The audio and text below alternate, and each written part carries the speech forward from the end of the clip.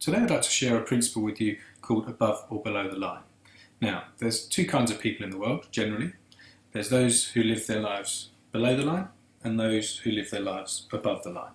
So I'll just let you decide which one you think you sway towards the majority of the time. So if you're below the line in business and when you go to work, if you are in bed, then how good are you to anybody?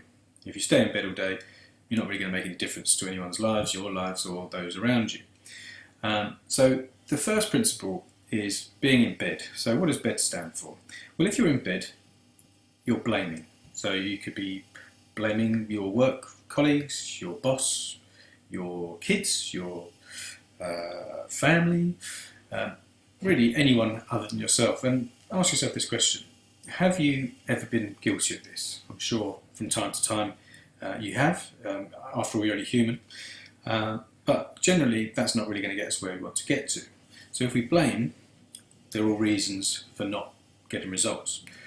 It's exactly the same with excuses. So if you're making excuses, all reasons why you can't get things done, pointing the fingers at other people, really every minute you spend making excuses or blaming others, you're really just delaying making progress and moving forwards, or you're just in plain denial.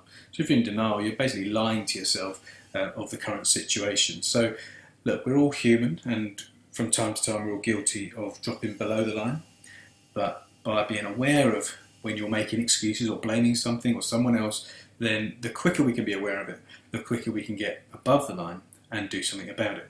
Because really being below the line, as I say, are reasons for failure and don't help anybody.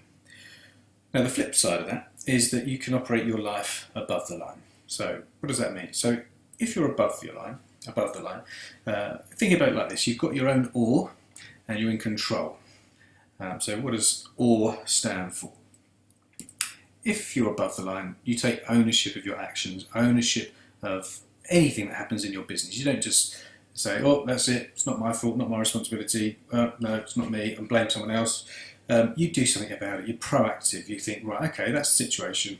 What can I do to change it? You're accountable for everything in your job. You're employed for a reason. You need to get results, and there's no point in staying below the line, being in denial, and blaming others for why you can't make the results that you need to get in your business, in your job.